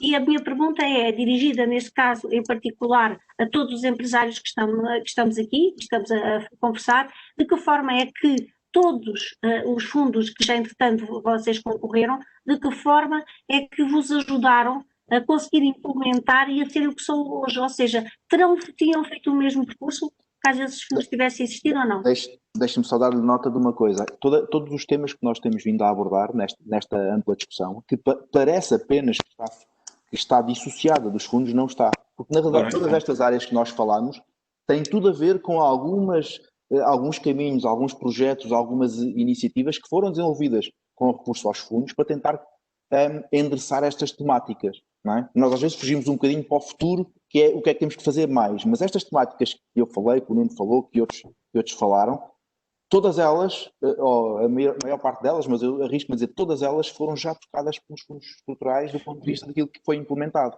quer nas infraestruturas, quer na qualificação das pessoas, naquilo que é os fundos que a universidade recebe, que é para algo que terá recebido no passado, que as escolas de formação que o IFP recebeu. Não nos podemos esquecer que, por exemplo, do ponto de vista da formação para o setor aeronáutico, foi com recurso a fundos estruturais, que houve fundos estruturais ou Fundo Social Europeu, que houve financiamento para a formação das pessoas. Portanto, sim, estas áreas todas são tocadas pelos fundos comunitários. Nós estamos a falar, obviamente, da camada de cima, qual é o impacto, quais são os problemas, mas os fundos estão na base de muita atratividade. Sem dúvida. Já agora, dar outra nota. Tudo isto nos cria um novo desafio, porque o digital também nos vai criar desafios. Porque se é indiferente o sítio onde nós vivemos e onde estamos para trabalhar, isto vai nos criar outro desafio. Ou seja, nós temos que ser mais competitivos e mais atrativos que outras regiões, ou então as outras regiões vão ter as pessoas e nós vamos ter os serviços apenas. E, portanto, isto é um novo desafio que se cria, porque o nómada digital vai criar este desafio, porque as pessoas só vêm para o território se os fatores, como o Nuno disse, os fatores que os atraem são exatamente aqueles que anseiam, não é? Portanto, temos que responder com atividades digitais, com a educação dos miúdos, com a qualidade de vida, com a cultura. A cultura está hoje identificada como estrutural. Por exemplo, uma das coisas que se está a pensar à escala nacional europeia é que o currículo seja enriquecido com a experiência cultural dos jovens e que isso contribua para o processo de seleção, que hoje em dia, em muitas empresas, a experiência cultural e não só as experiências ONGs no currículo, mas a experiência cultural de uma pessoa também contribui para aquilo que falávamos há pouco, da capacidade de aprendizagem, da capacidade de ver mundo, de perceber o mundo e com isso ser um melhor profissional. Portanto, isto são tudo dimensões que temos que trabalhar de forma rápida e ágil. Rui, se calhar dava aqui um exemplo prático. É assim, neste período em que eu estive a trabalhar remotamente em várias geografias, por exemplo, eu deparei-me com uma situação que é, quando os meus filhos estavam a ter aulas remotamente, eu tive numa localização física a 20 km de Évora, onde, por não ter fibra óptica, nós não conseguíamos os 4 estar, os meus 2 filhos a ter aulas, eu e a minha mulher a trabalhar remotamente. Portanto, eu deslocava-me à Evertec apenas porque no sítio onde eu estava não havia fibra óptica. Já agora deixa-me dar uma assim, nota. o que é que era mais importante? Era ter a fibra óptica na Evertec ou ter a fibra óptica na localização física onde eu estava? Aquilo que eu gostava era que tivesse fibra óptica na localização física onde eu estava. Obviamente, haver na Evertec é melhor do que não haver em lado nenhum. Mas, por vezes, nós olhamos para a infraestrutura apenas numa ótica da infraestrutura para a empresa e esquecemos a infraestrutura para as pessoas que trabalham na empresa. E é essa questão que eu estou a falar. É assim, numa ótica dos projetos de investimento, nós acho que vamos ter que começar a pensar mais em coisas como é que eu ajudo à mobilidade familiar para o interior, como é que eu ajudo à infraestruturação rápida, por exemplo, como é que o Alentejo me pode ajudar se eu quiser criar uma aldeia digital de casas de construção modular. Imaginem quanto tempo é que eu vou demorar a fazer isto com os habituais modelos de licenciamento das câmaras municipais. E agora imaginem que é possível, em 3 semanas, eu construir habitação para pessoas irem trabalhar para uma localização qualquer com construção modular. O que é que nós precisamos de mudar e o que é que nós precisamos de incentivar para que isso se altere? Para onde é que eu posso ir trabalhar se quiser viver numa autocaravana? Deixa-me dar-te 2 ou 3 notas sobre isso, muito relevantes, que têm a ver com essa questão. Só há fibra óptica em muitos dos sítios que nós hoje em dia temos, existem espaços de incubação, com acesso a mais alta largura de banda, acesso a data centers, acesso a todas as infraestruturas, porque em 2008, no Alentejo Central, foi construída uma rede de fibra óptica que se expandiu com algumas ideias para outros sítios, mas hoje em dia tens um problema. Retrocedemos no processo de agregação e de estratégia conjunta. Porque hoje em dia sabes o que é que tens? Tens municípios de forma individual a negociar e a pagar aos operadores de telecomunicações para darem cobertura de fibra. Portanto, perdemos a componente de estratégia de como é que eu faço isto e como é que olho para isto há 10 anos. Não é a 2 ou 3, porque isto não se faz a 2 ou 3, a 10 anos. E estou a correr atrás do, como se costuma dizer, atrás do prejuízo, que é uma estupidez, não é? Para pagar a alguém para rapidamente me dar um bocadinho de um serviço que eu não tenho naquela aldeia. E, portanto, perdemos aqui alguma desta estratégia e temos que a ganhar novamente. Ou seja, temos que ter uma estratégia que aborde as falhas de mercado, como é que eu ultrapasso estes temas das acessibilidades digitais, que é fundamental para aquilo que tu dizes, não é? E o processo de licenciamento numa Câmara, eu acho que não é claramente, na minha experiência, não é um problema de legislação. Se quiser fazer um licenciamento em 3 meses, faz-se um licenciamento em 3 meses. Tem que se agilizar alguns processos. A questão é que a casa constrói-se em 3 meses. Portanto, aquilo que era desejável era que eu pudesse fazer o licenciamento quase na hora. Que era, eu fazia o upload do projeto da casa modular através de um site e no dia a seguir diziam-me se me autorizavam ou não a pôr aquilo, porque aquilo são projetos padrão. Isso são sugestões para o futuro, portanto também... Mas lá está, mas está um projeto digital, é preciso o digital para isto, não sei se me estou a fazer entender. Sim, por isso já agora, desculpe, isto é um defeito profissional, eu gosto mais de olhar para o futuro, para construir futuro, do que de olhar para o passado, porque o passado eu costumo dizer que já não consigo alterar. Serve-me para aprender aquilo que nós podemos melhorar. Mas, de facto, o nosso grande desafio é o desafio do futuro. Tu queres um modelo de licenciamento à lá Estados Unidos, não é? Que é, meu amigo, você pode fazer o que quiser, sabe as regras, constrói, se fizer mal, é penalizado. Mas as regras são estas, claras e evidentes. Sim, os Estados Unidos e não só, mas sim um modelo mais ágil. Sim. É esse modelo mais ágil. Quer que nós falemos no passado, não é? Quer que nós falemos em projetos concretos, é isso? Não, é esse modelo que vocês estão agora a delinear, que eu acho que deve dado a conhecer, que deve ser feito junto das pessoas que vocês entenderem, das instituições, para que no fundo ele possa um dia ser, em primeiro lugar, presente e depois ser passado, e depois então continuar-se a olhar para o futuro. Mas neste momento o que é que eu peço? Peço aos empresários que criaram as suas startups que nos contem de que forma é que estes fundos comunitários os ajudaram a alavancar e a chegar até aqui. Se me permite, já agora, eu vou dar a minha experiência muito breve. As coisas evoluíram brutalmente em 20 anos, porque a minha experiência pessoal no início foi, eu cheguei ao IAPMEI e quando percebi o tempo que demorava até ter apoio financeiro para lançar a empresa e só a podíamos lançar depois de ser decidido pelo IAPMEI, basicamente nós decidimos começar a trabalhar em vez de estar à espera do apoio, porque íamos fazer o dinheiro que o IAPMEI nos iria dar antes do dinheiro chegar. E de facto as coisas melhoraram bastante e hoje já existe mais agilidade e existe maior capacidade das estruturas para apoiarem as empresas. Agora, também lhe digo que assim, para um empresário ainda temos que trabalhar para haver mais agilidade. Porque nós fazemos uma candidatura em 2018 e em 2020 o mundo é diferente. Como o Sérgio dizia muito bem, fez uma candidatura para a internacionalização a prever a presença numa série de feiras. Tinham que ser fora de Portugal. E quando ele está nestes eventos, imagino num evento análogo a este, internacional, feito na cadeira do escritório onde ele está a trabalhar, se ele precisar de preparar vídeos ou isto ou aquilo ou aquilo outro, ele precisa da agilidade para mudar o sítio onde está a pôr energia em termos da candidatura. E, de facto, como é que eu dizer, há poucos recursos no IAPMEI para acompanhar estas iniciativas e há um tempo de resposta que é maior do que aquilo que as próprias pessoas que trabalham no IAPMEI gostariam. E esse é um desafio. Agora, apesar desses desafios, de facto, aquilo que estes fundos permitem, pelo menos no nosso caso, é acelerar a velocidade a que vamos fazer o nosso caminho. O nosso destino é o mesmo. Nós andamos nisto há 20 anos. Nós só começámos a ter um projeto financiado em 2018. Não iríamos desviar-nos do nosso caminho estratégico, por assim dizer, mas pudemos foi pôr o pé no acelerador porque tínhamos, perdão uma expressão, mais gasolina no depósito e, portanto, não precisávamos de ir a poupar tanto a energia, podíamos chegar mais rápido ao destino. E é essa a grande diferença que os fundos podem ajudar.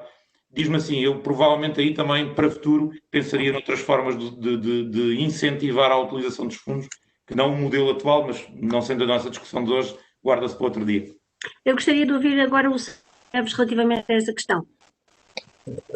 Bem, o debate vai bastante aceso neste aspecto, mas pronto, ainda bem, é bom saber. Mas pronto, aqui relativamente aos fundos, nós temos vários enquadramentos, isto é, porque nós, para além dos nossos serviços a nível, digamos, aqui para consumo interno, ou seja, e depois também fui com um lapso meu, mas também temos um produto que vamos lançar já no próximo ano. Curiosamente, devia ter sido lançado neste, mas também por um motivo de estratégia e também evitar aqui um bocadinho o efeito Covid, vamos lançar no próximo ano, que é uma plataforma digital, mas para a gestão das pedreiras, curiosamente. E a gestão das pedreiras, após aquele desaire Borba, o desastre, foi assim, algo que agora está assim, um bocadinho sensível e, de facto, nós apostamos nisso, mas não apostamos no ano passado. Já estamos a apostar nisto, é um projeto que tem uma duração já de 5 anos. Este projeto também foi financiado, em parte, pelos fundos comunitários. Porque, de facto, é isso que o Nuno Miguel Guerra estava a dizer. De facto, nós temos a nossa visão, temos a nossa estratégia, mas aqui serve como catalisador para chegarmos lá mais rápido. E, por vezes, até, digamos, os mecanismos que nós obtemos de retorno direto da empresa são mais rápidos que os fundos. Isso tem sido, digamos, recorrente. E a empresa, eu em particular, tenho a empresa, esta é há 2 anos, nós já temos essa sensação e a empresa é bastante jovem. E, aliás, só para ter uma noção, essa plataforma vai já numa fase, digamos, 1.0, depois tem várias fases, em que nós já lançamos uma nova candidatura para um novo quadro comunitário. E foi lançada essa candidatura a meados deste ano, nós ainda estamos a aguardar a resposta. Por isso, quando chegar a resposta, nós já iniciamos a fase de desenvolvimento que estava planeado, porque os tempos de atuação de uma empresa são muito rápidos e nós, a nível tecnológico, ainda mais rápidos temos que ser. E agora só à parte, eu não sou informático e já reparei que maioritariamente aqui os meus colegas são informáticos, julgo eu, e por isso e aqui tem uma outra visão do negócio, não é tanto imediato, mas muitas das vezes a necessidade de compreender os nossos clientes, e neste caso nós como fornecedores de tecnologia de indústria 4.0, quando falo de 4.0 o que é que se faz em concreto? por vezes, a conversão das máquinas antigas que existem nas fábricas para novas máquinas com inteligência artificial, com melhoramento de processos, com supercomputação, enfim, há aqui todo um novo conjunto de processos que é preciso compreender. Mas depois é preciso haver uma simbiose entre cliente e empresa, ou fornecedor tecnológico. Isso é extremamente difícil. Digamos, aqui os fundos comunitários poderiam eventualmente ajudar neste processo, mas é difícil, porque quando falo com os meus clientes, a primeira coisa que eles me perguntam é: eu submeto o projeto, qual é que é o tempo que eu vou ter previsto para receber a aprovação, a eventual aprovação deste projeto? Não sabemos. Pode demorar 6 meses, menos de 6 meses, é raro acontecer. Pode ser muito mais. Ou seja, quando nós, por vezes, temos a aprovação, a eventual aprovação do projeto, o projeto é tão rápido, a nível tecnológico, que por vezes durante o ano nós conseguimos o concluir. Agora, é preciso amadurecer. A indústria 4.0 é um conceito que vai durar ainda um bom par de anos. Por isso, como já ouvi muitas vezes falar disso. Aliás, é uma coisa que eu pelo menos também gostei imenso, que é do Nuno Miguel Guerra, que era a previsibilidade. Mas a previsibilidade noutro tipo de contexto, aplicada à indústria, e nomeadamente aquilo que nós trabalhamos aqui, aos recursos naturais, à pedra, bem como a cortiça. Nós temos a capacidade de fazer a gestão melhor, mais sustentável, com menor impacto ambiental dos nossos recursos. E isso pode ser feito com as novas tecnologias, mas também alicerçado às antigas tecnologias. Isso eu falo porquê? Nós começamos com base tecnológica em captura de realidade 3D e da geofísica. Aliás, muitas poucas pessoas, por vezes, sabem o que é geofísica aplicada. E o que é? É compreender, digamos, os processos físicos e traduzi-los para algo que nós podemos obter valor. Agora, o que é isso trocado por miúdos? Imaginem, nós temos a pedra e tem determinados parâmetros físicos. É que aqueles parâmetros físicos têm valor para um determinado produto. Ou seja, nós, na própria pedreira, temos a capacidade de, sem a destruir, isto é, em condições naturais, ir lá com as nossas sondas, sensores, o que é que for. Ou seja, existem vários equipamentos que fazem essa recolha de dados, nós fazermos a gestão desses dados e trabalhar isto numa plataforma digital, sem ter com o mínimo impacto ambiental. Isso possível, esta é a visão da plataforma, o cliente final, digamos, está do outro lado, na China, na América, na Rússia, fazer a sua aquisição da sua pedra e saber exatamente as propriedades físico-químicas daquele material que vai extrair e que vai ter no futuro e no menor curto espaço possível. Por isso, isto é só uma particularidade em que os fundos poderão ser uma alavanca enorme, um catalisador para desenvolver este tipo de atividades. São muitas, e só aqui uma parte.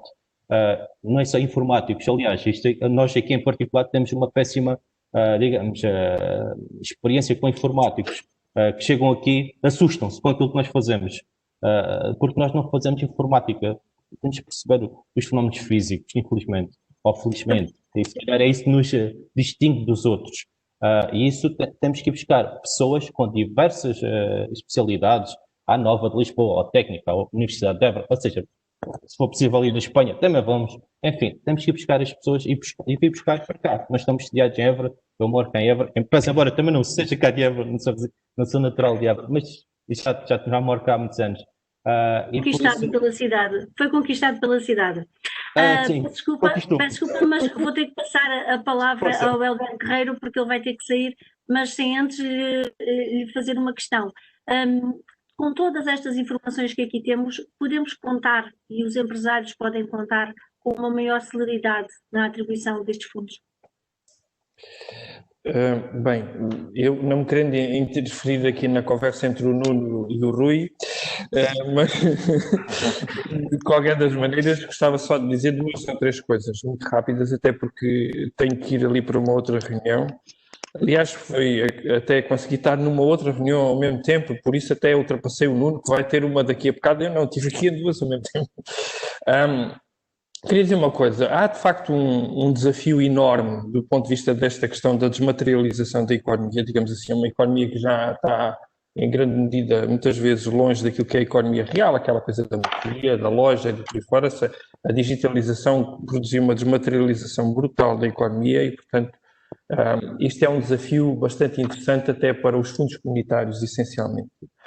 porque o processo de regionalização dos fundos comunitários tem aqui eu não digo que é um bloqueio, mas é um desafio interessante de perceber como é que nós, de facto, podemos, principalmente no âmbito da competitividade, de apoio às empresas, em processos como a internacionalização, modernização, digitalização, como é que nós poderemos apoiar uma empresa que agora não tem ou não precisa de ter uma morada, digamos assim, fixa, nem um investimento em infraestruturas sede e por aí fora, podendo até ter distribuídos os seus colaboradores por várias regiões do país ou do mundo. Não é? Aliás, o Nuno acabou por dar um exemplo extraordinário desse ponto de vista, que é, muitas das vezes, estas empresas também funcionam e trabalham e candidatam projetos concretos que precisam do input e do trabalho do conjunto de outros colaboradores e ou de outras empresas específicas que residem ou estão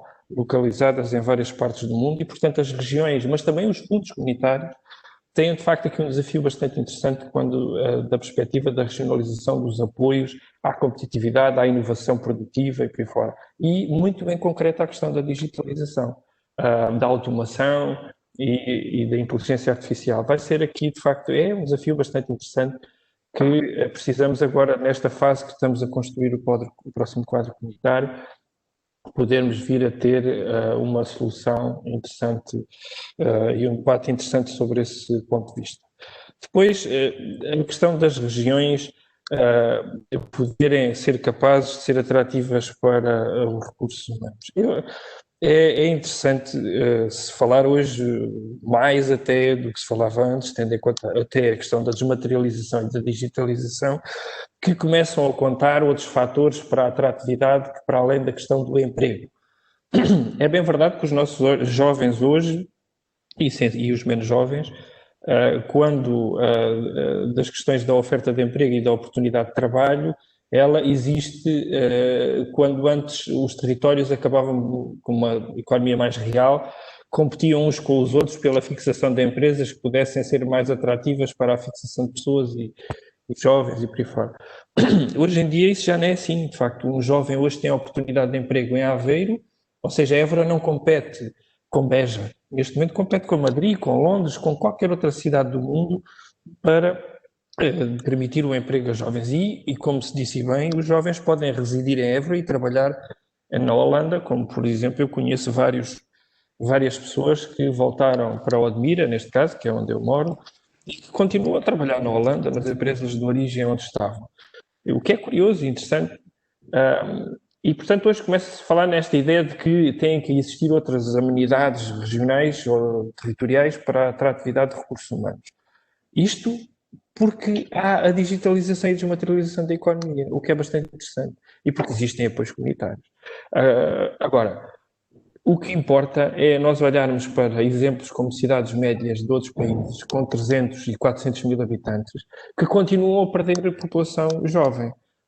E é interessante que a razão pela qual essas cidades se esvaziam de jovens e Barcelona e Madrid continuam a ganhar, o inquérito que foi feito a um conjunto de jovens sobre isto, porque é que eles saíam, quando tinham tudo nessas cidades, tudo aquilo que foi dito aqui existe nessas cidades, e a resposta deles é que a cidade é chata, ou as cidades são chatas. Ou seja, o índice boémio, digamos assim, das cidades é já um fator que conta de forma bastante interessante para que os jovens se sintam atraídos por determinadas cidades. É claro que as condições de saúde, educação e habitação são absolutamente essenciais para que as pessoas tenham a oportunidade de residir num determinado espaço, quando já não precisam de trabalhar. Relativamente à celeridade no apoio dos fundos comunitários... Desburocratização. Não percebi. Desburocratização. Eu fico sempre muito preocupado quando se fala em desburocratização e simplificação. Eu não trabalho em fundos comunitários há muitos anos, é verdade. Hoje, uma candidatura é apresentada numa plataforma, num portal único do Portugal 2020, a candidatura entra lá e depois é encaminhada para os serviços que têm que fazer a análise dessa candidatura. O problema é que por trás desta estrutura, não direi a fachada, mas desta imensa estrutura digital que é o Portugal 2020, o balcão do Portugal 2020, por trás continuam a estar ligados o conjunto de pessoas e técnicos que precisam de fazer essa análise das candidaturas e continuam a estar, as instituições onde trabalham esses técnicos, continuam a estar dependentes dos processos de contratação que existem, para que exista um número de técnicos suficientes para fazer a análise das candidaturas e continuam com... O que é interessante eu diria assim, na frente de entrada existe um processo ancorado numa concepção digital moderna, inovadora, ágil, rápida e por aí fora.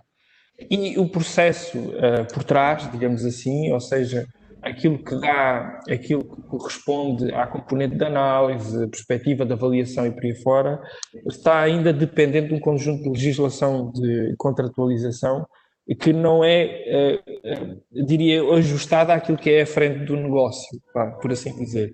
E isto é, de facto, um problema. Não é um problema cultural, acho eu. Houve uma altura que pensou-se que, de facto, isto, na verdade, é um problema cultural, leva-se muito tempo, há muita aversão ao risco e, portanto, as decisões são burocráticas porque precisam de estar respaldadas por um conjunto de parceiros e ideias e perspectivas muito difíceis de alcançar. Mas eu acho que, por um lado, ainda temos esse processo, mas já não é tanto isso. Acho que, neste momento, as coisas dificilmente nós conseguimos responder a uma bateria de legislação que existe por trás que obriga, eu diria que as pessoas têm uma ferramenta digital de análise muito rápida, mas continuam a ter aquelas bolas de metal agarradas às pernas que não lhes permitem acompanhar a velocidade a que a ferramenta digital admite. Agora, eu nunca faço uma análise muito negativa, tendo em conta que aquilo que me parece é que as coisas têm melhorado bastante. Sim, sem dúvida.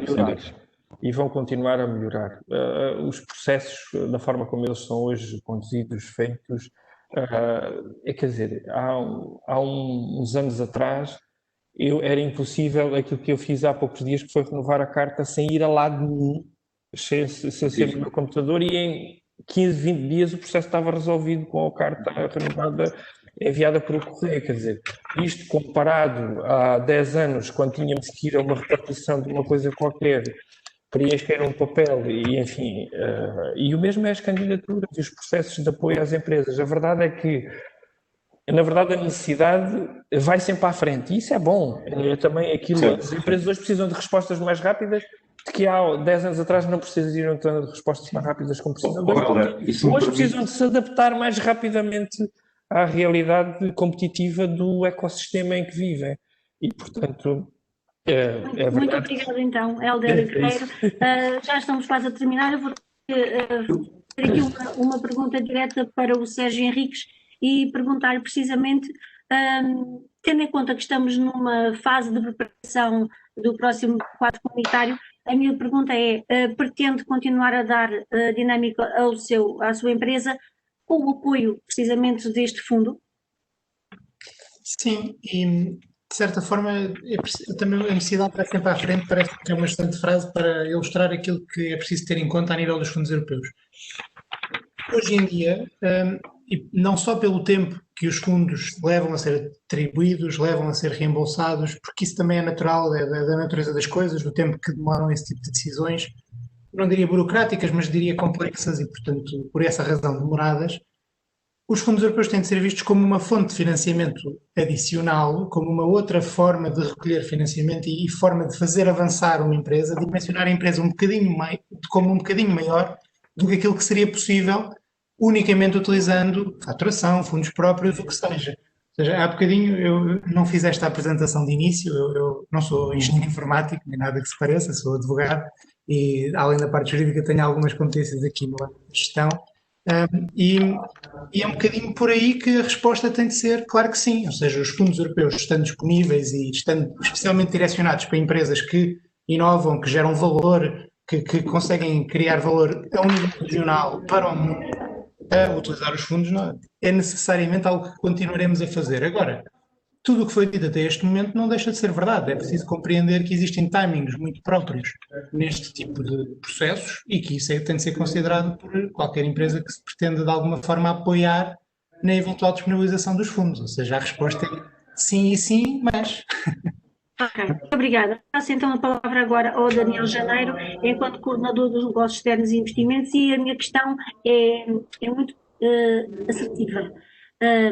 Estamos quase a fazer a captura e a pensar sobre o novo projeto comunitário. Onde é que as empresas devem apostar relativamente à economia digital, nesta perspectiva do Alentejo de 2020-2021? Bom, eu não sei se serei a pessoa mais correta para responder a isto, que eu também não sou da área digital, não sou de informática, eu sou da área de gestão, portanto há aqui pessoas neste painel melhor posicionadas do que eu para responder a isso. No entanto, nós aqui na Evrotec, isto é pomposamente chamado incubadora de empresas de base tecnológica, mas nós não nos podemos esquecer que temos no Alentejo, e quando vê uma empresa ter connosco que entendemos que se trata de um negócio viável, de uma startup, um negócio viável, que não esteja intrinsecamente ligado à tecnologia, nós dizemos sim, venham para cá.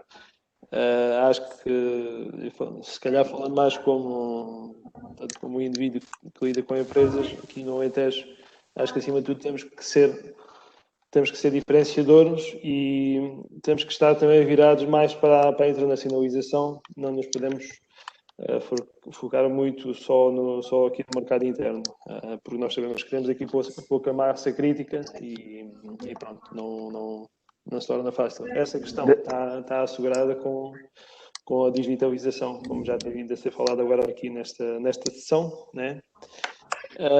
E portanto, aquilo que seria a minha perspectiva era algo que fosse o mais internacionalizável possível, diria eu. Muito bem. Passo a palavra à Alexandra Correia para fazer o encerramento desta nossa conversa. Estamos quase em cima do meio-dia e a maior parte dos oradores vai ter que sair precisamente para ingressar em outras reuniões. Da minha parte, agradeço a vossa disponibilidade, a vossa atenção e a resposta sempre a todas as questões que foram colocadas, e uma vez mais agradeço em nome da Rádio Telefonia do Alentejo o convite interessado para podermos participar também nesta vossa atividade. Eu começo por agradecer a todos. Acho que o debate foi extremamente interessante e que tínhamos aqui matéria para estarmos mais uma semana a debater estas questões. Os assuntos vêm uns atrás dos outros, é um tema que está em cima da mesa e que nos próximos anos vai ser extremamente pertinente continuarmos a ter este tipo de conversas, digamos assim. Muito obrigada a todos pela vossa colaboração. E pronto, passo a encerrar aqui a nossa sessão e queria também informar-vos que este debate vai ser transmitido em versão de programa de rádio, na Rádio Telefonia. Depois irão ser informados também de quando ele irá passar a ser transmitido. E encerramos aqui então o nosso trabalho e a nossa sessão de hoje. Muito obrigada. Muito obrigadíssimo. Bom dia, bom trabalho para todos. Obrigado. Nuno, um abraço digital deste lado, para aí, para esse lado. Até breve. Tchau, tchau. Boas festas a todos. Obrigado igualmente. Obrigado.